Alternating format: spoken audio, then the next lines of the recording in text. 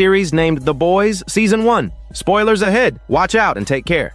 The story begins with Vought International, a massive American conglomerate with a highly unique business model. They genetically engineer humans into superheroes, deploy them across the country to maintain public order, amass immense influence, and then heavily market their merchandise, thoroughly exploiting the fan economy. Among their assets, a 7-member team known as the Seven is their flagship IP, with each member possessing extraordinary abilities. The leader of the team is Homelander, who can be understood as a hybrid of Superman and Captain America. He can fly, possesses super strength, shoots laser beams from his eyes, and has X-ray vision. His abilities are overwhelmingly powerful and comprehensive. He maintains a mysterious, highly disciplined lifestyle, seemingly possesses no weaknesses, and commands immense public respect. Queen Maeve boasts extreme physical durability and invulnerability. She once possessed a genuine sense of justice, but now she just goes through the motions.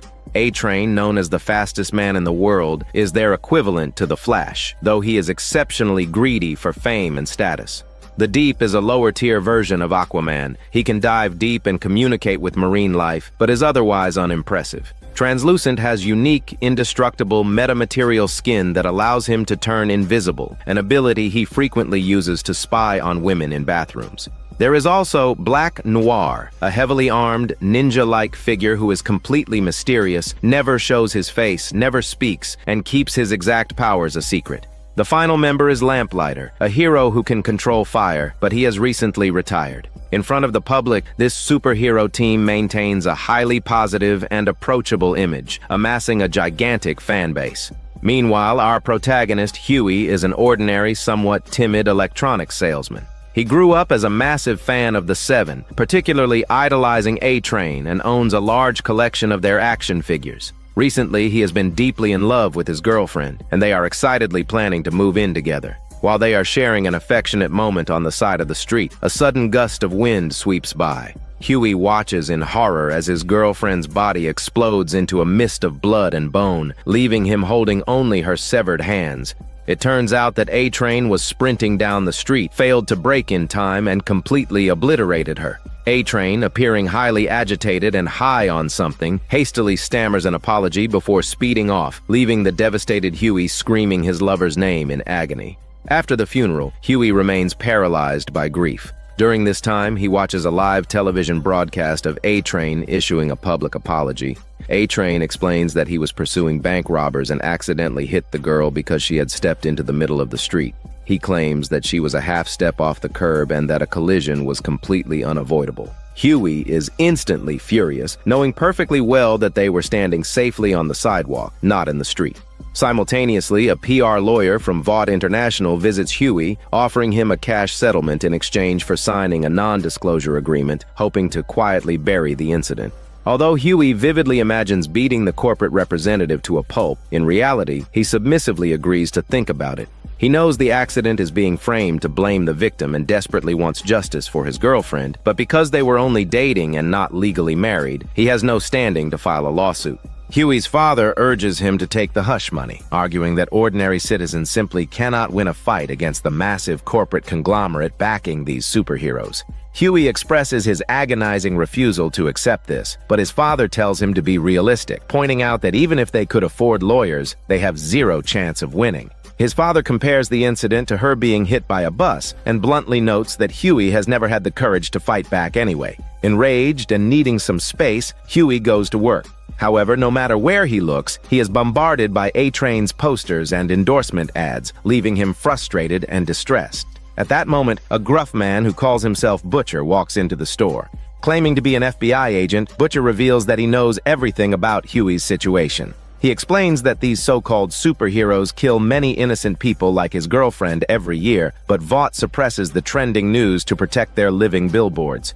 Butcher declares that his mission is to punish these people. He asks if Hughie wants to join him, offering him an opportunity for revenge, pointing out that since Hughie has already lost everything, he has nothing left to lose.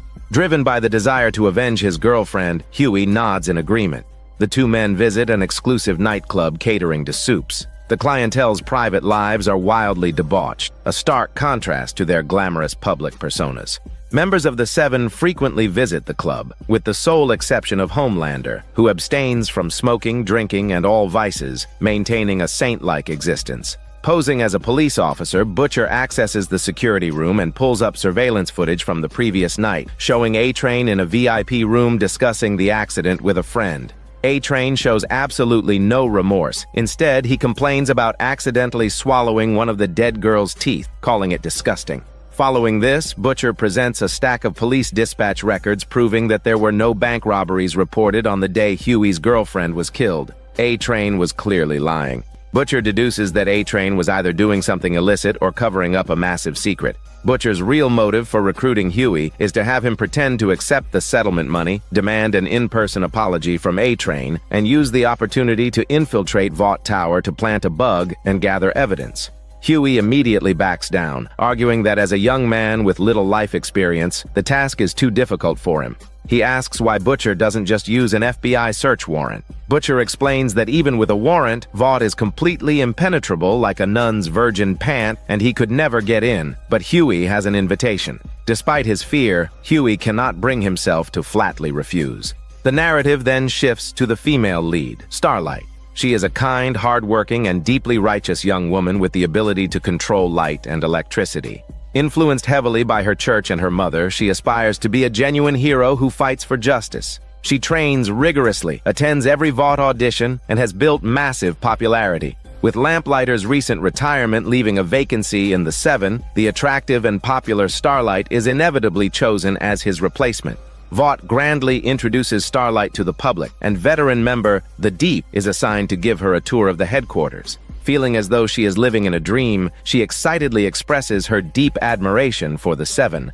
However, when she turns around, she finds The Deep with his smelly pants down, making lewd gestures. He attempts to justify his actions by noting that Starlight had previously admitted to having a crush on him, so he assumed this was acceptable. This immediately introduces Starlight to the dark reality of workplace sexual extortion. When she hesitates, The Deep implicitly threatens her, noting that as the team's supposed second-in-command, he has plenty of ways to ruin her career if she doesn't comply. Furious but burdened by the thought of her newly minted career, her mother's lifelong expectations, and the years of effort it took to get there, Starlight endures the assault. Afterward, she is seen vomiting in a bathroom stall. Queen Maeve notices this, clearly understanding what has transpired. She hands Starlight some paper towels and coldly advises her to fix her makeup and carry on as if nothing happened. Before leaving, Maeve curses at the empty air, calling Translucent a pervert, prompting the naked invisible man to materialize right there in the bathroom. By this point, Starlight's idealistic worldview is completely shattered. The next morning, Starlight finds a quiet spot and calls her mother, desperately wanting to confide her trauma. Instead, her mother chatters endlessly about how proud she is to brag to all their relatives about her daughter joining the Seven. Forcing down her trauma, Starlight quietly hangs up the phone and weeps from the injustice of it all. Her crying catches the attention of Hughie, who is sitting on the other end of the park bench. Still tormented by the recent loss of his lover, Hughie offers words of comfort. The two traumatized individuals strike up a conversation and encourage each other. Starlight angrily mentions that she wants to cut a guy's head off, which Hughie notes is a bit scary but cool, and they introduce themselves to one another.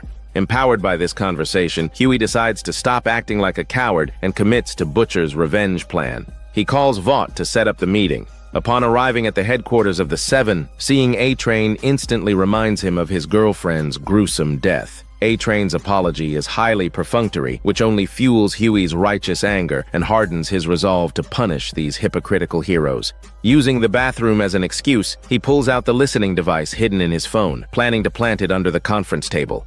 However, while in the bathroom, he accidentally drops the bug on the floor, where it is spotted by the voyeuristic Translucent. It turns out Translucent doesn't just spy on women, he's an equal opportunity peeping Tom. After leaving Vought, Hughie eagerly asks Butcher what the next step of the plan is, but Butcher, having achieved his goal, tries to dismiss him. Enraged, Hughie tears the settlement check to pieces right then and there, declaring that he genuinely wants revenge for his girlfriend and isn't doing it for the money. This action impresses Butcher, who praises him for being a good kid. That night, Translucent unexpectedly breaks into Hughie's workplace holding the bug. He beats Hughie severely, demanding to know the identity of the man he was with and what secrets they are hiding. Despite his timid nature, Hughie refuses to sell out his friend and keeps his mouth shut. Meanwhile, Butcher, listening to the struggle through the audio feed, rushes back to help. Though Butcher fights fiercely, Translucent's invulnerable skin makes him a formidable opponent, and Butcher takes several heavy blows. Thinking quickly, Butcher spits a mouthful of blood onto Translucent, making the invisible man visible enough to target. Despite this, Butcher cannot penetrate the soup's skin and is knocked to the ground. Seizing an opportunity, Hughie uses a live electrical cable to sneak attack Translucent, successfully electrocuting and incapacitating him. Together, they stuff the unconscious superhero into the trunk of Butcher's car. During the drive, Butcher confesses that he used to be a federal agent but is now operating solo with the goal of punishing fake heroes. However, because Translucent's skin is uniquely impenetrable to blades, bullets, and fire, they currently have no way to kill him. Butcher decides to visit an old underworld associate known as Frenchie, a veteran weapons master skilled with various gadgets. Because Butcher owes him money from a past job, their reunion is highly tense. Butcher tricks Frenchie by claiming he brought something highly valuable in the trunk. When Frenchie opens it and sees a member of the Seven, he curses furiously in panic. He berates them for signing their own death warrants, noting that the police and Homelander could track them down at any moment. Since Translucent has now seen his face, Frenchie realizes he has been forcefully dragged into their mess. Frenchie understands the industry well. He knows all superheroes are implanted with tracking chips, and Vought will eventually find them, ensuring none of them survive. The group hastily transports Translucent to an isolated, abandoned restaurant, lining the walls with zinc foil to block the tracking signal. They place Translucent in an electrified cage that delivers a high-voltage shock if touched. Frenchie fashions a special bullet out of the same metamaterial as Translucent's skin in an attempt to pierce it, but the test shot fails completely, earning them a round of mocking laughter from the captive soup. Translucent laughs hysterically, calling them idiots and bragging about his invulnerability. Unbeknownst to them, the ricocheting bullet slightly tears the zinc foil on the ceiling, allowing a faint tracking signal to begin leaking out. Exhausted and out of ideas, Butcher suddenly thinks of a new plan and leaves the premises. Meanwhile, Vought International isn't overly concerned about Translucent's disappearance yet, as he frequently slinks off to spy on people. They simply reassign his patrol duties to others, and the task falls to Starlight. She is initially excited to get a patrol assignment. Her supervisor introduces an intelligence analyst who provides a criminal itinerary based on predictive algorithms, calculating exactly when and where criminals will strike with higher accuracy than the police. The heroes merely have to follow the schedule. Furthermore, she is told she must team up with the Deep for this mission. Starlight strongly objects, but her supervisor insists that teaming up is necessary to generate trending online metrics. Soon, the duo makes the news by recovering the wreckage of the mayor of Baltimore's plane from the ocean floor, the cause of the crash publicly unknown. Vaught's vice president, Madeline, watches the broadcast with a neutral expression, already knowing the truth. As the second-in-command at Vought, she is highly ambitious, hiding her ruthless nature behind a polite, approachable facade. A few days prior, she had held a secret meeting with the mayor to negotiate an exorbitant city endorsement fee. To her surprise, the mayor revealed he knew Vaught's secret regarding the illegal use of Compound V, a chemical that creates superhumans. He threatened that if this leaked, their carefully cultivated heroes would be ruined, demanding a heavily discounted contract in exchange. He noted that people need heroes and offered to stay silent, but insisted that friendship requires a return favor. Given the gravity of the situation, Madeline had to compromise, though she hadn't anticipated the mayor's plane crashing on his way home. According to a private report from the Deep, the wreckage bore scorch marks consistent with Homelander's heat vision. Madeline calls Homelander into her office and confronts him. Homelander readily admits to the deed. He explains that since he overheard the mayor blackmailing her about Compound V, he felt compelled to eliminate the threat for her. Madeline is deeply frustrated. Her ultimate goal is to get Vought superheroes integrated into the national defense system, which requires wooing politicians, not assassinating them. However, she is highly skilled at manipulation. Knowing Homelander's arrogant and narcissistic nature, she avoids harsh reprimands and shifts to emotional manipulation. She passionately tells him that while she appreciates his intentions, he must allow her to protect him. She feeds his ego by calling him a pure, perfect god who is above everything else. Homelander is instantly pacified, revealing his greatest weakness, a profound lack of maternal love. Back with Starlight, she is forced to continue her scheduled patrols with the Deep. Over the past few days, she has realized that this sleazy man is by no means the team's second in command, but rather the member everyone respects the least. Unwilling to tolerate him anymore, she confronts him directly, stating she asked around and knows everyone considers him a joke, referring to him as the fish guy. She warns him that if he ever touches her again, she will burn his eyes out. The two successfully complete their scripted mission by catching some petty thieves. The Deep intentionally steals the spotlight for the cameras, but Starlight shows zero interest, feeling deeply disappointed by the superficial, staged nature of the work. While heading back to her dorm in her civilian clothes, she spots two thugs harassing a woman in an alley. Taking the opportunity to do some actual hero work, Starlight steps in and beats them up.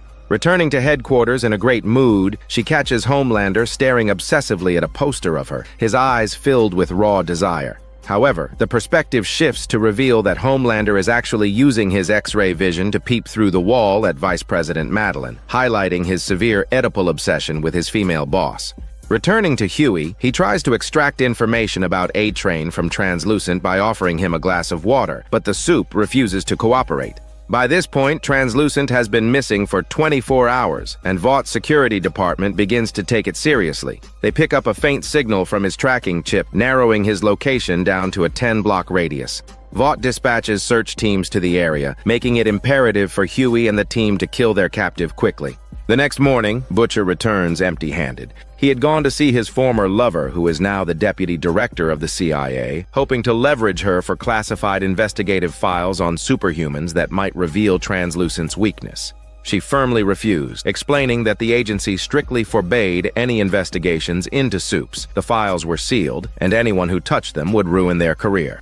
Just then, Frenchie, while watching a nature documentary about sea turtles, has a sudden epiphany. Turtles have hard outer shells to protect their soft internal organs. He excitedly rushes into the holding cell, and shortly after, screams are heard. Frenchie has shoved a C4 explosive up Translucent's rectum, reasoning that while his skin is indestructible, his insides are just as vulnerable as a normal human's. Terrified, Translucent begs for his shitty life and confesses everything he knows. He claims he doesn't know what A-Train was doing the day of the accident, but reveals that A-Train spends every night at his girlfriend Popclaw's apartment, suggesting they might find clues there. Though Translucent has become cooperative, time is running out, and letting him go would guarantee their deaths. Just as Frenchie is about to trigger the detonator, he spots Homelander flying like a Barbie toy directly toward their location. If they detonate the bomb now, the explosion will immediately draw Homelander's attention. They decide they must lure him away first. Butcher and Frenchie go outside to create a distraction, leaving Hughie to guard the prisoner. Frenchie returns to his car and calls a female associate miles away, instructing her to set off a decoy explosive. Meanwhile, Homelander notices something suspicious and taps on Frenchie's car window to interrogate them. Inside the building, Translucent realizes something is wrong and uses his own urine to short-circuit the electrified cage. He successfully escapes the cell and confronts Hughie. The situation is incredibly dire. Detonating the bomb will alert Homelander, but failing to do so means Translucent will inevitably kill them all later. In the nick of time, Frenchie's associate sets the remote bomb and flees. Butcher hits his detonator, triggering an explosion blocks away that successfully distracts Homelander. Concurrently, Translucent tries to emotionally manipulate Hughie, pleading with him to drop the detonator and take the moral high ground. Translucent turns to walk away, thinking he has convinced the boy. However, after taking only a few steps, Hughie presses the button, blowing Translucent to bloody pieces from the inside out. Driven by loyalty, Hughie knew that letting the soup go would doom his two new friends and himself. Having killed someone for the first time, Hughie is initially horrified, but he also realizes he isn't the coward he thought he was. He actually feels a slight thrill at having successfully killed a member of the Seven. Butcher and Frenchie, seemingly accustomed to this kind of gruesome work, calmly begin destroying the evidence to prevent Vought from tracking them. Because Translucent's skin fragments remain indestructible and fireproof, they gather the pieces into a zinc-lined box, sink it in a deep river, and use incendiary grenades to burn the crime scene to ash. Meanwhile, Starlight, driven by genuine ideals to save people, faces backlash for stopping the sexual assault in the alley. Someone leaks an edited video of the incident, removing the context. The thugs publicly claim they are upstanding citizens who were randomly attacked by a deranged superhero. Furthermore, the crime-predicting algorithms indicate that victims of sexual harassment rarely come forward, resulting in overwhelming public condemnation of Starlight for abusing her powers.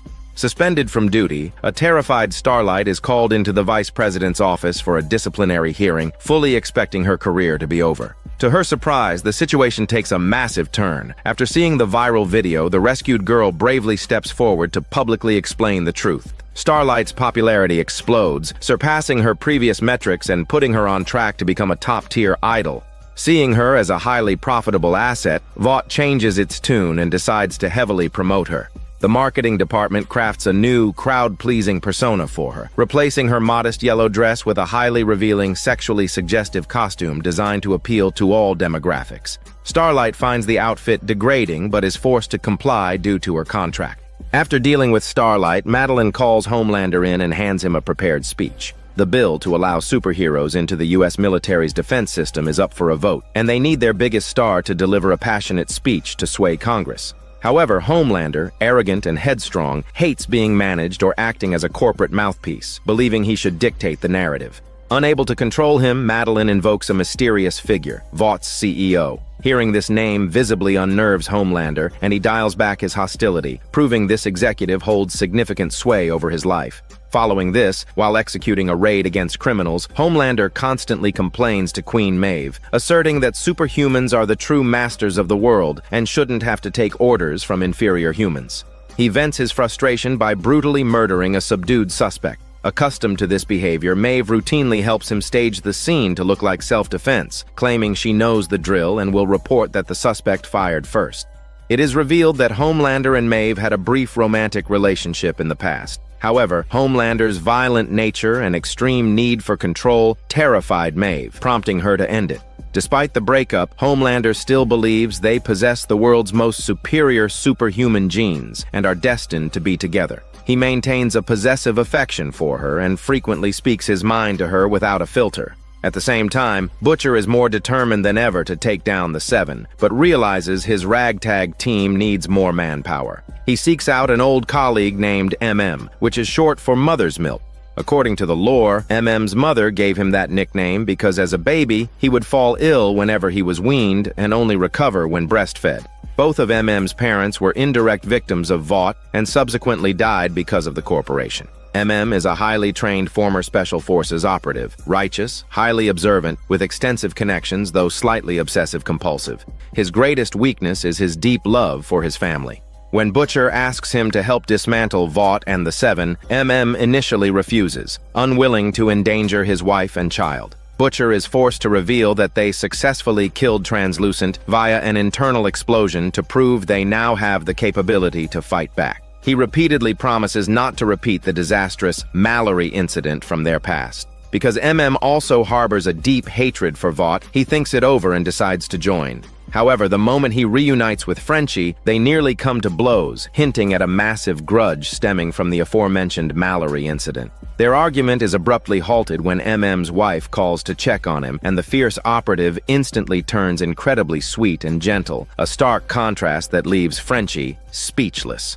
The perspective shifts to A-Train's girlfriend, Popclaw. She is a superhuman and a formerly famous actress whose career has tanked, leaving her impoverished and unable to pay rent. Despite being with A-Train for a long time, he refuses to make their relationship public, which causes her immense distress. To gather intelligence, Hughie, acting as the team's tech expert, devises a plan to hack Popclaw's computer and smart TV cameras for surveillance. He and MM disguise themselves as internet technicians and enter her apartment under the pretext of upgrading her router, successfully hacking her network. As they are leaving, they bump into A-Train. Hughie breaks into a cold sweat, terrified he will be recognized from their encounter just days prior. To his shock, A-Train completely fails to recognize him, casually asking if he wants an autograph, proving the speedster has entirely forgotten about the girl he pulverized. Hughie is enraged, but MM quickly drags him away. Back at their base, the team monitors the cameras, watching the couple engage in explicit activities, but A-Train suddenly stops. He reveals that a new superhuman speedster has publicly challenged his title as the world's fastest man, and the race is tomorrow. Terrified of losing his spot in the Seven and seeing his wealth and status vanish, he has come to Popclaw to demand a substance called Compound V, which drastically enhances a superhuman's abilities. Popclaw strongly objects, noting that Compound V acts like a highly addictive steroid. She reminds him that it was precisely because he was high on V that he couldn't stop and killed an innocent girl, referring to Hughie's girlfriend. Despite her warnings, A-Train wears her down, and she eventually produces several vials of blue liquid. Watching this, Butcher's team becomes ecstatic, seeing a viable path to destroying the superheroes. If they can prove the Seven are drug addicts dependent on injections for their powers, their heroic public image will instantly collapse. Their new objective is to steal a sample of Compound V. The four men formulate a detailed operational plan. The next day at the race stadium, they split up. Hughie disguises himself as a reporter to act as a lookout near the locker rooms. Butcher and MM observe the race, and the diminutive Frenchie navigates the ventilation shafts to steal the sample from A-Train's bags. Naturally, Vought capitalizes on the event by having Starlight and Black Noir host a public autograph session. During the signing, a young girl cosplaying in Starlight's original modest costume asks for a photo. The wholesome moment is ruined when an older male fan makes lewd comments about Starlight's revealing new costume, demanding she expose her smelly part. The atmosphere turns highly uncomfortable. Constrained by Vaught's PR rules, Starlight cannot retaliate and instead makes an excuse to leave and find a quiet place to clear her head.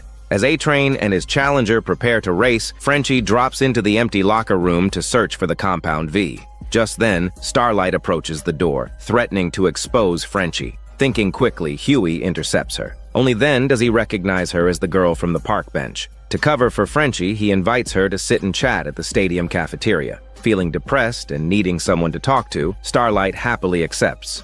Meanwhile, Frenchie tears the locker room apart but finds absolutely nothing. He wonders how a drug-addicted runner wouldn't bring his stash to a race. Hearing this over the comms, MM checks the surveillance feeds and discovers the Compound V is still at Popclaw's apartment. It turns out A-Train, relying on his super speed, had simply run home to shoot up right before the race. MM rushes back to monitor Popclaw's apartment and informs the team. Watching the race on TV, Popclaw sees A-Train win, but notes he once again fails to publicly acknowledge their relationship as promised. Furious, she injects herself with the drug, becoming highly agitated as her physical strength skyrockets and bone claws extend from her wrists. Just then, her landlord arrives to demand the overdue rent. High on the V and completely broke, she suggests an alternative method of payment, and the agreeable landlord consents to a dangerous BDSM game. Tragically, Popclaw's drug-enhanced strength is too much, and she accidentally crushes the landlord's tofu head. When the high wears off, she realizes she has committed murder and panics like a little chicken. This is exactly what Butcher wants. He immediately pays her a visit, offering to clean up the gruesome mess in exchange for her acting as their permanent informant. Meanwhile, Vought finally recovers the zinc box containing Translucent's remains from the bottom of the river and presents it to Homelander. Written on the box is a taunting message, "Coming for you." It is a direct declaration of war from Butcher. To protect the Seven's image, Vought decides to keep Translucent's death a closely guarded secret. We learn that Butcher is a deeply broken man, unable to move past the disappearance of his wife 8 years ago. He obsessively re-watches security footage of her sitting alone on a park bench shortly before she vanished. He visits the CIA deputy director and offers surveillance photos of the Compound V in Popclaw's apartment as a bargaining chip. They strike a deal. If Butcher acquires a physical sample, she can use it to block Soups from entering the national defense system, while providing his team with official protection and funding. Butcher is confident because Popclaw already told him that on the day Hughie's girlfriend died, A-Train delivered Compound V to a specific noodle shop where suspicious individuals regularly disappear behind an inconspicuous iron door, implying a massive secret hides below. Soon, the team infiltrates the location, bypassing the guards, and searches the warehouse. To their surprise, they find a frail Asian girl locked in a cage, looking like a victim of human trafficking. Taking pity on her, Frenchie unlocks the cage. The noise alerts the armed guards, who rush in.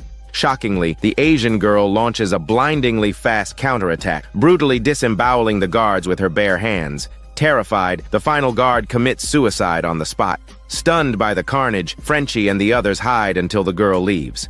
Upon closer inspection of the cell, they find a bottle of blue nail polish, a train ticket from New York's Penn Station, and a shipping package containing a syringe with traces of blue liquid, evidently Compound V. It appears the girl mutated into a superhuman after being forcibly injected. They wonder why Vought is doing this to random people. Realizing they need to find her before Vought does to unravel the mystery, they set off. At that moment, Hughie receives a text from Starlight asking him out on a date. He initially wants to decline, but Butcher insists it is a perfect opportunity to get close to the Seven and orders him to plant a bug on her phone. Hughie is deeply conflicted. He sees Starlight as a genuinely good, righteous person, entirely different from the corrupt heroes they are fighting. During the date, Hughie is distracted and casually asks about Translucent. Starlight admits she knows very little about him, only that he has a 10-year-old son, which fills Hughie with immense guilt. However, their conversation flows beautifully, and they quickly develop mutual feelings. Despite his guilty conscience, when Starlight goes to the restroom, Hughie secretly installs the tracking software on her phone. Elsewhere, Homelander and Queen Maeve are dispatched to handle a hijacked commercial airliner. Vice President Madeline emphasizes that the mission must be a flawless success to garner public support and silence critics of the military integration bill. Unfazed, Homelander confidently agrees, grabs Maeve, and flies them to the plane, where they quickly subdue the hijackers in the cabin. However, realizing the plane is still off course, they discover another terrorist in the cockpit. Surprised by a sudden attack, Homelander instinctively fires his laser vision, killing the terrorist but completely destroying the flight control console. With the controls fried, the plane is doomed to crash. Knowing this, Homelander steps back into the cabin and falsely assures the passengers that everything is fine and they will land shortly, secretly intending to abandon them and escape through the rear exit. Maeve, retaining a shred of morality, begs Homelander to fly the passengers to safety one by one. Homelander refuses, arguing it would be too much effort and highly risky. Maeve then begs him to at least save 2 little girls. Homelander coldly rejects this as well, pointing out that the girls would tell the world they abandoned everyone else to die. He then orders the desperate passengers to stay back, threatening to laser them all if they approach. Intimidated, Maeve compromises, and they abandon the plane, leaving all the passengers to their horrific deaths. Meanwhile, the Asian girl enters a nail salon and brutally murders the owner. Butcher and Frenchie arrive disguised as police officers to investigate and spot A-Train in the vicinity. Knowing Vought wouldn't send a top-tier superhero to investigate a low-profile murder, they realize the girl is incredibly important to the corporation. Through his contacts, MM discovers that the salon owner was actually a smuggler who trafficked people across the border. Frenchie pieces the clues together. The blue nail polish came from the salon, and combined with the train ticket from 6 months ago, he deduces that the girl was smuggled into the country against her will. He reasons she is now desperately trying to find her way home and is likely at the train station. The team races to the station. Using his intuition, Frenchie locates the girl hiding beneath a counter in a video store, noting that the same movie was playing in her underground cell. Seeing her terrified expression reminds Frenchie of the severe abuse he suffered at the hands of his father. Feeling profound sympathy, he attempts to calm her with compassion. He shares his own tragic childhood story of being stolen from his mother by his father, and how he constantly tried to run away and hitchhike back to Marseille only to be caught. He tells her he understands her desperate desire to go home. The girl seems slightly moved, but a sudden loud news broadcast on a nearby TV startles her, sending her into a panic and causing her to flee. MM arrives just as she escapes and is furious. This sparks an argument that brings up the infamous Mallory incident. It is revealed that years ago, Frenchie was assigned to tail Lamplighter, but abandoned his post. As a result, Lamplighter launched a surprise attack on their unprepared team, burning their commanding officer Mallory's grandchildren alive. This disaster caused the FBI to seal all superhuman files, fire the team members, and permanently ban investigations into soups, reducing Butcher's team from respected federal agents to rogue vigilantes. MM berates Frenchie for prioritizing his emotional empathy over using a gas bomb, resulting in the target escaping again. As the two men argue violently, Butcher intervenes and delivers an impassioned, albeit somewhat clumsy, speech. He urges MM not to quit, stressing that they cannot fight Vought alone and need each other. He points out that the past cannot be changed and their immediate priority is to find the girl, drug her, and extract her.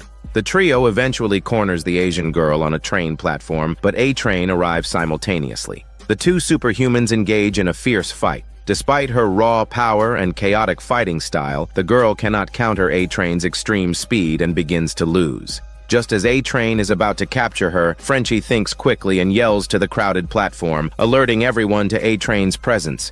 Desperate for autographs, the fans swarm the hero, forcing the image-conscious A-Train to let the girl go to greet the public. Frenchie tries to approach her again with empathy, but she fiercely attacks him instead, forcing Butcher to incapacitate her with a knockout gas grenade. Meanwhile, the Deep is suffering a mental breakdown due to constant marginalization within the Seven. Because he can communicate with marine life, he constantly hears the complaints of dolphins at a local aquatic park, who lament their miserable captivity and yearn for the open ocean. He makes a bold decision to break in at night, steal a dolphin, and drive it to the ocean.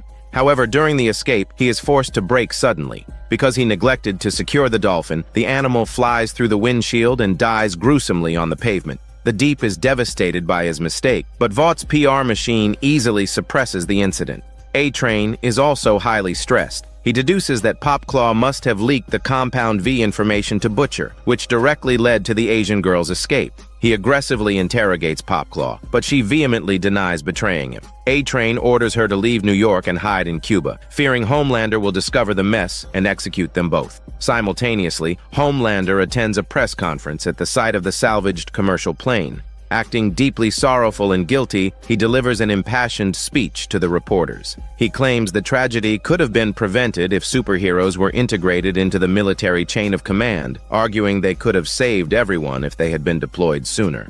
He solemnly promises the public that if Congress passes the bill, such a disaster will never happen again. Standing nearby, Queen Maeve looks on with utter disgust, thoroughly accustomed to Homelander's hypocrisy, though each incident still sickens her.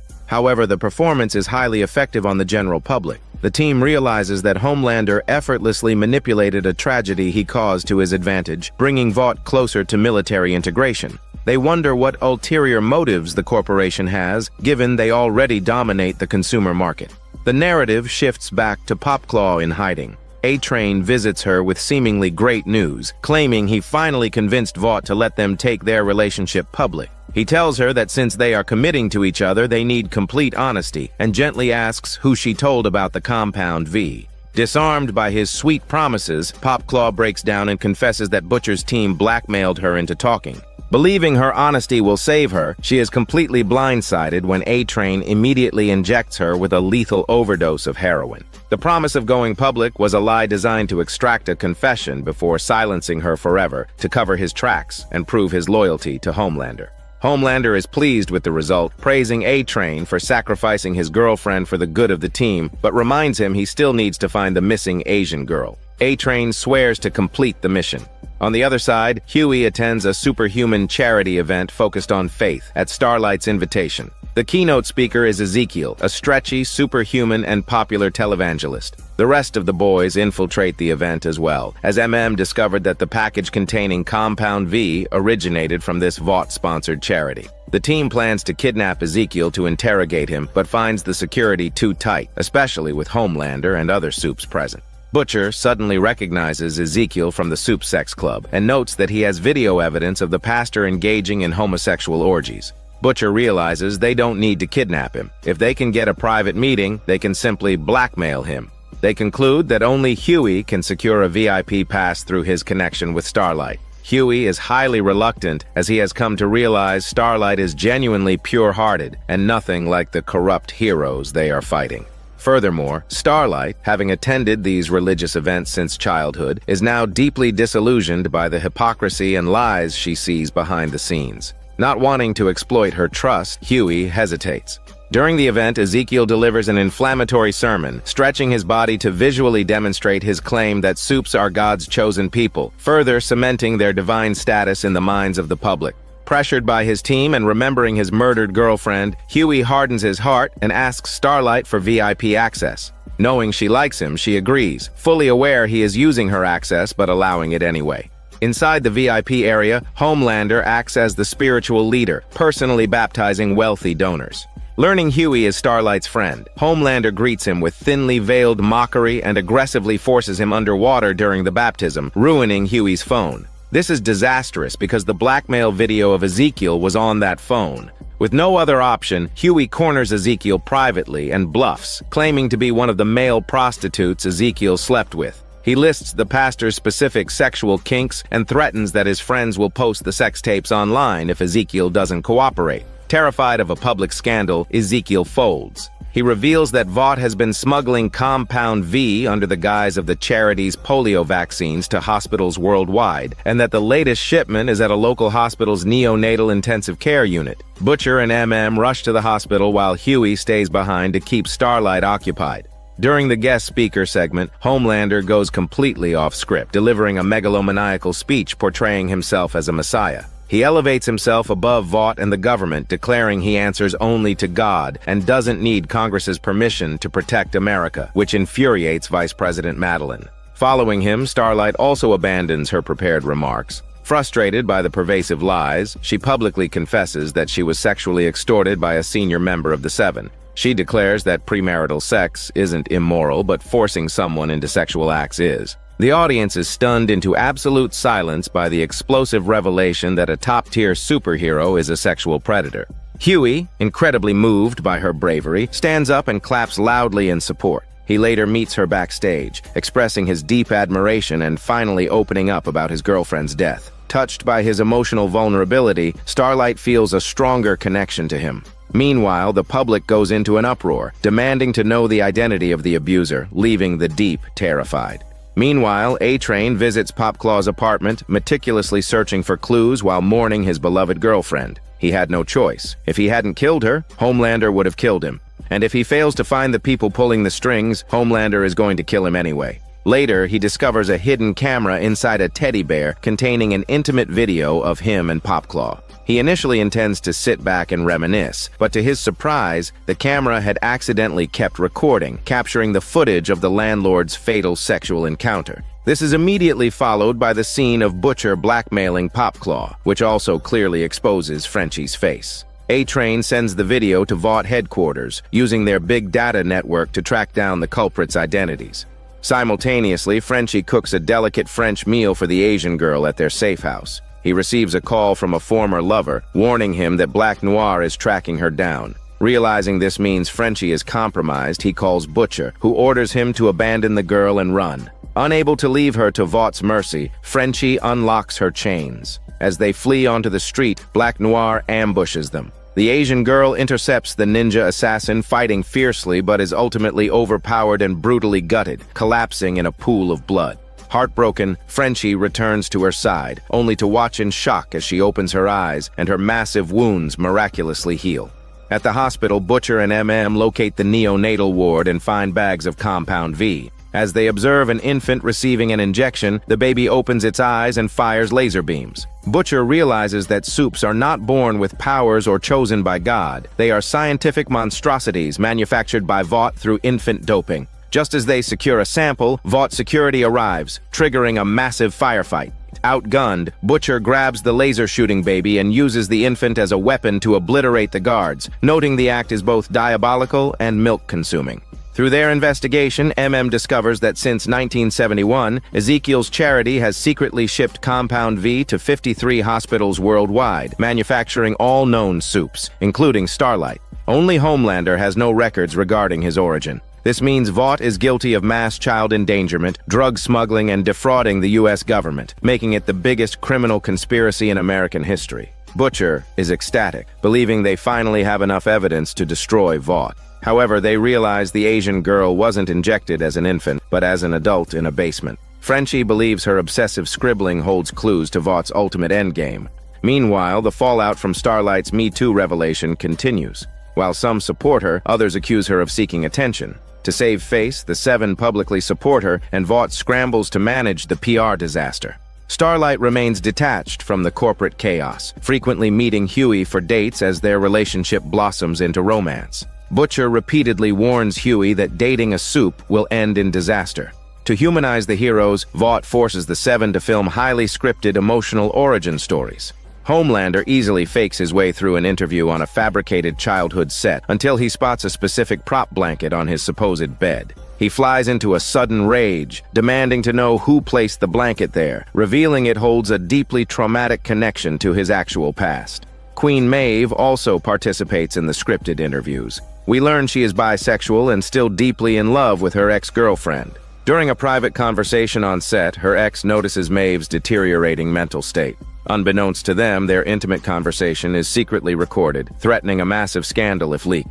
When Madeline orders Starlight to film a fake backstory, Starlight flatly refuses. Madeline threatens to fire her, but Starlight calls her bluff, noting that firing the victim of sexual assault right now would tank Vaught's stock and cause a media firestorm. She challenges Madeline to accept those consequences. Intimidated by the leverage, Madeline backs down, realizing she must find another way to spin the narrative. Leaving the office, Starlight runs into Maeve, who cynically congratulates her on successfully exploiting the situation to become the top trending topic. Starlight reveals she idolized Maeve growing up, reading her autobiography constantly and aspiring to be just like her, only to realize the book was entirely fabricated. She notes Maeve used to stand for something real but is now just a corporate shill. The confrontation leaves Maeve visibly conflicted. Elsewhere, Butcher takes Hughie to a support group for collateral damage victims of superhumans. One man recounts how his superhuman partner froze his genitals and snapped them off during a moment of passion, yet he blames himself rather than her. Butcher laughs harshly at the group, telling them they don't understand that supes are careless monsters who destroy normal people for fun. He then shares his own tragedy. His wife was raped by Homelander 8 years ago and vanished shortly after, heavily implying Vought murdered her to cover it up. Butcher hopes this convinces Hughie that all supes, including Starlight, are inherently evil. Back at the safe house, the Asian girl finally begins responding to Frenchie's attempts at communication through simple gestures. Hoping to read her mind, Frenchie seeks out Mesmer, a mind-reading supe whose career was ruined when Vought used him for insider trading and made him the fall guy. Mesmer lost custody of his daughter as a result and harbors a grudge against Vought. Leverages his connections to arrange a supervised visit between Mesmer and his daughter, promising monthly visits in exchange for his help. Later, Frenchie and took the Asian girl to Mesmer's house. As soon as the mind reading began, the girl recalled terrifying scenes of slaughter, panicked, and snapped Mesmer's wrist. Fortunately, a former military special operative, administered first aid, while Frenchie calmed the girl down. A reluctant Mesmer attempted a second reading. This time, he saw a small fishing village, learned her real name, and realized her scribbles represented the full moon seen through palm trees. When she was a child, a notorious terrorist organization called the Shining Light Liberation Army invaded their village, killed their parents, and kidnapped the siblings, forcing them to become child soldiers. Later, she was smuggled to that basement in New York. The reason the Asian girl was so desperate to go home was to find her brother. But why would Vought be involved with a terrorist group? and the others deduced that Vought was smuggling people like the Asian girl and injecting them with Compound V to manufacture super terrorists. This would create a scenario where only Vaught's superheroes could defeat them, thus manipulating the government into allowing superhumans into the national defense system. Their ultimate goal seemed to be taking control of the entire country. Afterward, Butcher wanted to kill Mesmer to silence him, but the others refused to shed more innocent blood, reasoning that since Mesmer held a grudge against Vought, he wouldn't betray them. Butcher then took the Compound V to the CIA Deputy Director's office. Before handing over the evidence, he presented a list of demands outlining compensation, operational resources, security clearances, and immunity clauses for the team. The final and most crucial condition was that Homelander must be prosecuted. However, Homelander was America's top hero, possessing a massive fan base, immense influence, and overwhelming power. Any conflict with him could lead to unpredictable consequences. The deputy director agreed to all conditions except that one. She admitted she was terrified of Homelander and advised Butcher to be scared as well. Since Homelander was his primary target, Butcher refused to compromise, angrily grabbed the Compound V, and stormed out. Believing the CIA lacked courage, he rallied his team, declaring they didn't need anyone else and could take down Vought on their own. Meanwhile, Vought first forced the Deep to release a public apology video, claiming he had misread the situation and succumbed to a momentary lapse of judgment typical of men. Vought then repurposed old footage with new voiceovers to craft a narrative of Starlight's rebirth, effectively diverting public attention while promoting her new movie. Concurrently, the Deep was quietly exiled to a marginalized small town. Through this series of PR maneuvers, the massive sexual harassment scandal was successfully downplayed and buried. Starlight was furious upon learning this and felt profoundly disappointed by Vaught's hypocrisy and shamelessness. Hughie's comfort acted as a beacon of light in her darkness, bringing her immense warmth and causing her to fall in love with him. Though Hughie still grieved for his late girlfriend, he couldn't help but fall for such a kind and beautiful girl, and he too fell in love. Just then, Butcher tactlessly intervened, warning Hughie to end the relationship because it would not end well for him. Unfortunately, Butcher's fears materialized. After his recent supervised visit, Mesmer had realized his daughter had no desire to see him and had only come out of politeness with the social worker. She wouldn't be returning. Realizing he couldn't force the relationship, he decided to leverage his intel to improve his own circumstances. He immediately contacted Homelander via A-Train and handed over photos of the boys captured by his hidden security cameras, hoping Homelander would put in a good word with Vought leadership to revive his career. Upon seeing the photos, Homelander seemed to realize something and left abruptly without giving a reply. The boys were now completely exposed. Due to his long-term abuse of Compound V, A-Train's side effects were becoming increasingly severe. His health was deteriorating, he developed heart arrhythmias, and his bone density had dropped drastically. Continuing the drug could be fatal. His older brother suggested he pause his commercial appearances and focus on fundamental training instead of relying on the drug. However, A-Train was driven by vanity. He knew that without maintaining top-tier performance, his current wealth and status would vanish. Just then, he received a summons from Homelander. Homelander first expressed his dissatisfaction with the team's recent slacking, then revealed that Translucent had been murdered, displaying a photo of the killer, Hughie. Starlight was utterly shocked. They had just slept together and established a romantic relationship a few days prior.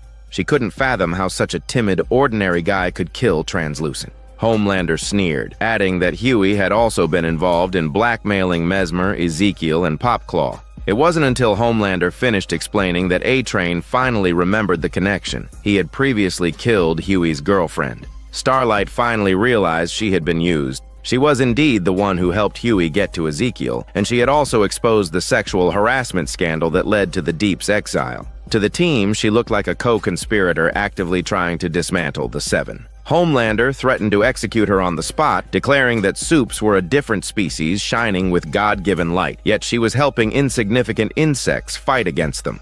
Fortunately, Queen Maeve stepped in at the critical moment. Knowing Starlight was genuinely naive and had simply been blinded by love and manipulated, Maeve defended her. Homelander, still giving some respect to his ex-girlfriend, temporarily dismissed the meeting. However, the photo of Butcher, the core leader of the boys, was not shown during the meeting. Homelander had immediately recognized him as Becca's husband. Since this involved his own sex scandal, he absolutely could not let it go public. Homelander genuinely didn't know Becca's whereabouts and was curious, suspecting Vought had killed her to cover it up. After the meeting, he questioned Vice President Madeline about it, but her evasive answers made it clear she was hiding something. Left with no choice, Homelander sought out the retired researcher who had raised him. Upon meeting, the doctor addressed Homelander by his given name, expressing deep regret for taking him from his parents and raising him like a lab rat, which resulted in his cruel, violent, and egocentric personality. Perhaps out of guilt, the doctor revealed a hidden truth. 8 years ago, a month after Becca's disappearance, Madeline had found her. It turned out Becca was pregnant with Homelander's child, and one could even see the fetus's glowing red eyes through her stomach, proving its paternity. Vought had Becca sign a non-disclosure agreement to await a secret delivery. Unexpectedly, before the due date, the superpowered infant tore through her uterus. Becca died from massive blood loss, and the baby supposedly only survived for 10 seconds before drowning in its mother's blood. Hearing this, Homelander was overwhelmed with mixed emotions. He had always believed he was merely an experimental subject incapable of reproduction, yet he desperately wanted a child to make up for his own lost childhood. The doctor expressed profound apologies, but it was too late. In response to Homelander's interrogation, the old doctor simply stated that he was an old man dwelling on his mistakes and that Homelander was his greatest failure. On Hughie's end, he was getting cold feet. Having genuinely fallen in love with Starlight, he refused to use her anymore and announced his intention to quit the team. Butcher erupted in fury, berating him that romancing a soup was akin to dancing with the devil. Just then, Hughie received a call from his father's phone, but heard A-Train's voice threatening him to return home within 20 minutes, or his father would be beaten to a pulp like a piñata, just like his girlfriend. It was obvious they had all been exposed, and the entire team panicked, hastily checking their personal information. Butcher's home security cameras showed unauthorized entries, and MM's bank accounts had been frozen, leaving Butcher enraged. However, MM remained calm, deducing that since Starlight had never seen his face, she couldn't be the mole. The only person who had seen them all and would betray them was Mesmer. They rushed over to settle the score. Fortunately, they had previously planted a tracker on him, so they found him quickly. Without a word, Butcher beat him mercilessly. Despite betraying them, Mesmer hadn't gained anything and, lacking combat skills, could only beg for mercy. Through physical contact, he read Butcher's profound agony over his missing wife and desperately offered his help. But Butcher showed no mercy and beat him to death. He reasoned that if a man like Mesmer understood his deepest vulnerabilities, he would undoubtedly betray him again and cause even greater harm. Butcher's memories flashed back to 8 years ago. His wife, Becca, had just been appointed as a senior director of digital marketing at Vought and brought him to the company's Christmas party, where the couple happily showed off their affection. Homelander approached them courteously, praising Becca heavily for her outstanding work in taking over social media. However, Butcher felt an ominous premonition. Days later, CIA agent Mallory visited Butcher and played surveillance footage showing Becca entering Homelander's office. Over 3 hours later, she emerged looking disheveled and emotionally devastated, and shortly after, she vanished. Given the circumstances, the most likely scenario was that Vought had murdered her to cover up the scandal, which directly fueled Butcher's reckless quest for revenge. Meanwhile, Hughie rushed home to save his father. Knowing he was no match for A-Train, he came prepared, pulling out a vial of Compound V the moment they met. To A-Train, the substance was like a highly addictive drug, and he stared at it, mesmerized. Hughie quickly negotiated, claiming he had a large stash and would give it all to A-Train if he let his father go. Desperate to maintain his speed record and his current wealth and glory, A-Train naturally agreed. Just then, the Asian girl sneaked into the room from behind and violently shattered A-Train's leg. At the same time, MM brought his beloved wife and daughter to their safe house for protection. Although Butcher was willing to risk everything, he couldn't bear to implicate his brothers and their innocent families. He finally compromised and contacted the CIA, offering to surrender all evidence in exchange for official protection. Soon after, the CIA summoned Madeline, demanding a reasonable explanation for Compound V, and insisting she immediately withdraw the bill to integrate superheroes into the national defense system. Otherwise, they would release the evidence, which would not only crash Vaught's stock, but also subject them to massive civil lawsuits and criminal charges. Concurrently, on the other side of the globe, a team of U.S. Navy SEALs hunting terrorists in Damascus was suddenly hit by a devastating counterattack. Their assailant, wreathed in flames, instantly decimated the entire squad and walked out of the inferno unscathed. This was clearly a super-terrorist manufactured by Vought, meaning only Vought superheroes could defeat them. Under these circumstances, the government was forced to rely on them, making the passage of the Defense Integration Bill a near certainty. Shifting back to Hughie, he finally received a call from Starlight. But to his dismay, upon meeting, she attempted to haul him to the police station. She knew he had killed Translucent and reasoned that if Homelander caught him, he would face certain death. Turning him into the legal system might offer a sliver of hope. Knowing the police station wasn't safe either, Hughie decided to lay all his cards on the table, revealing the entire Compound V conspiracy, including the fact that she and other supes were essentially scientific monsters created by the drug. Starlight was shocked to her core. In her moment of hesitation, Butcher suddenly appeared, shot Starlight multiple times, and dragged Hughie away. Though the bullets couldn't pierce her skin, the impact left her winded and unable to fight back. Combined with her reluctance to hurt the man she loved, she watched them escape. However, Hughie's words made her question her own origins, and she immediately went home to confront her mother. Under intense questioning, her mother revealed the truth. Driven by vanity and the desire for her child to become a famous superhero, she had secretly consented to Vaught's experiments, transforming Starlight into a superhuman. Starlight was profoundly devastated, realizing her mother had used her as a lab rat for her own dreams, making her wonder who in the world she could even trust. She angrily accused her mother of making her believe she was chosen by God when, in reality, everything was manipulated by her mother, costing Starlight her entire childhood and the chance to choose her own dreams. Elsewhere, Homelander hypocritically helped the military destroy a terrorist base and pretended to uncover a replica of Compound V. Madeline immediately took this replica to the Secretary of State, claiming terrorists had stolen and replicated their formula to breed super-terrorists, completely distancing Vought from the crisis. This was obviously a flimsy excuse. The terrorists lacked the resources to replicate even a basic beverage, let alone advanced genetic serums. However, the pressing issue was that the military truly couldn't handle super terrorists and had to rely on superheroes. The U.S. government was forced to capitulate, burying all information regarding Compound V and passing the bill allowing Vought into the national defense system. Consequently, the boys became wanted fugitives for the murder of Translucent. The CIA deputy director, now powerless, could only advise them to run for their lives. But Butcher refused to give up, claiming he still had one trump card left. The scene shifted as Butcher took Hughie to a suburban villa, where they met the legendary former CIA agent Mallory. This capable and wise old woman was the founder of the boys. However, following the tragic death of her grandchildren, her ambition to topple Vought and the Supes had long vanished, and she had no desire to involve herself in this highly dangerous operation again. Yet, feeling guilty that the team she founded was now in grave danger, she provided a crucial lead. Homelander had a highly specific, complex, intimate, and unspeakable attachment to Vice President Madeline. If Homelander had a weakness, Madeline would surely know it. Inspired, Butcher hatched a new plan. Arriving back at their motel, Butcher noticed a newly installed window, scratch marks on the path, and a black van in the parking lot, classic signs that Vought had tipped off the FBI to ambush them. He quickly drove Hughie to a secluded area to swap license plates, fully intending to abandon the team and focus solely on killing Homelander. Seeing Butcher's extreme selfishness, Hughie resolutely decided to part ways, agreeing with Mallory that Butcher would only drag everyone down. Refusing to continue down that path, Hughie went straight to Starlight for help. Trusting that she still harbored a sense of justice, he made a sincere confession. Starlight was moved, but ultimately refused. As a member of the Seven, betraying the organization would ruin her career, and given the massive power gap between them and Homelander, there was almost zero chance of winning.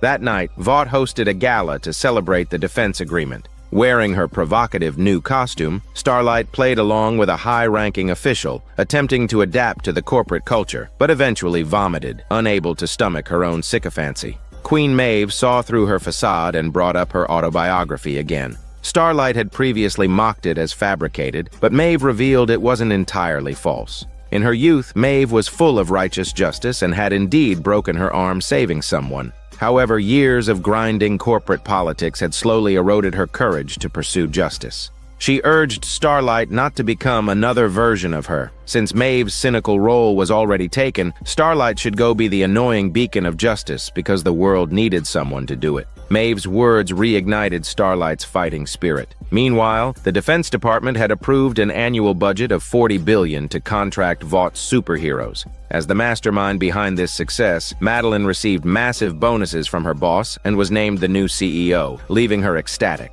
At this moment, Homelander approached to claim credit, revealing that he had secretly instructed A-Train to deliver Compound V to terrorist organizations worldwide, creating the super-terrorists that made Vaught's integration plan possible. He asked if he didn't deserve a reward as well. Knowing exactly what Homelander wanted, Madeline decided that her usual maternal comforting wouldn't be enough this time, and granted him physical intimacy, which is fantastic but only lasts for 2 minutes. To feign care for him, she deliberately brought up Becca, claiming Becca had become pregnant after the incident but suffered a miscarriage, and that she had kept it a secret to spare his feelings. Homelander's heart sank since the old doctor had explicitly told him the baby tore out of the womb and died shortly after. The stories didn't match, making him wonder what the truth actually was. On Hughie's end, determined to live or die with his friends, he returned to the motel alone and was predictably arrested. His act of loyalty deeply moved Frenchie and MM, with Frenchie even planting a big kiss on him, thanking him for using the most useless method to try to save them. Hughie then revealed his true plan. He had come prepared with a wire hidden in his dental retainer. With it, the master craftsman Frenchie could pick the lock and free them. Extracting the retainer was tricky, but MM used the most direct method, counting to 3 and slapping Hughie hard to knock it out. After picking the lock, they found the Asian girl sedated in a holding cell. As they attempted to rescue her, they were spotted by guards. Frenchie was wounded and the team was pinned down behind a low wall by heavy fire. Upholding their code to never leave a man behind, MM bravely charged out while Frenchie directed Hughie, who knew nothing about guns, to lay down covering fire. Despite this clumsy coordination, MM successfully carried the unconscious Asian girl out.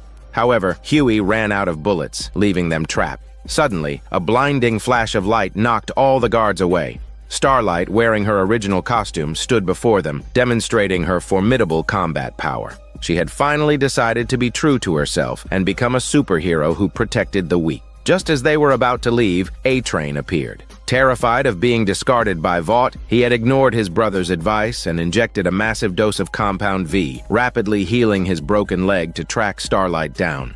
The clash of the two supes promised a fierce battle. Starlight told the team to retreat, warning them she might blind them. Only Hughie steadfastly insisted on staying to fight by her side, a gesture that deeply moved her. As the saying goes, speed trumps all. Despite Starlight's raw power, she couldn't hit the blindingly fast A-Train, who gradually gained the upper hand and injured her. A-Train then lifted Hughie up by one arm. Just as Hughie was on the brink of death, A-Train suffered a sudden massive heart attack, collapsing and convulsing on the ground, the deadly consequence of his long-term Compound V abuse. Knowing A-Train would kill him if he woke up, Hughie still opted to save him, demanding they call an ambulance. Touched by his unwavering kindness, Starlight decided to stay behind and handle the aftermath. She called for medical assistance and urged Hughie to run, knowing he would take the fall if caught. Meanwhile, the gala had ended, and Madeline returned home only to find Butcher already waiting for her. Homelander soon arrived as well, but Butcher had strapped himself with explosives, waving the detonator and believing he had the ultimate leverage over Homelander. To his shock, Homelander countered with a devastating revelation. His encounter with Butcher's wife was entirely consensual. She had willingly engaged with him and even climaxed multiple times. He mocked Butcher for blindly assuming he had murdered Becca without any solid proof. Homelander then turned his fury on Madeline, accusing her of constantly deceiving him with sweet words while treating him merely as a tool to achieve her goals. He then used his heat vision to execute the woman he had viewed as both mother and lover. Stunned by this unexpected turn, Butcher immediately pressed the detonator to take them all out. As the explosion erupted, he lost consciousness. Sometime later, Butcher awoke from his coma to a shocking sight. His deeply missed wife, Becca, and a young boy with laser eyes were living peacefully in a hidden suburban home. Homelander had intentionally saved Butcher from the blast just so he could witness this. Homelander declared himself the boy's father, calling them a family. It turned out that Homelander had investigated further and discovered that the delivery was successful. Vought had simply hidden them away, and the boy was indeed his son. Butcher's years of obsessive, reckless vengeance for his wife turned out to be a cruel joke. With the reunion of Homelander's family, the first season came to a dramatic close. This ending is both unexpected and entirely fitting. The Boys is a quintessential anti-hero TV series. Its anti-hero stance doesn't oppose heroism itself, but rather absolute power. The superheroes in the show represent a totalitarian force led by Vought, a power so overwhelming that ordinary people cannot resist it. When abused, it brings catastrophic disaster to countless common folks, instilling deep terror. Meanwhile, the public is spoon-fed a carefully curated image by the supes, becoming blind followers through long-term indoctrination. Of course, there are always a few clear-eyed individuals in the world who recognize the terror of this absolute power and choose to resist. Thus, the show's anti-heroic narrative is born. This is Daniel CC Movie Channel. Stay safe.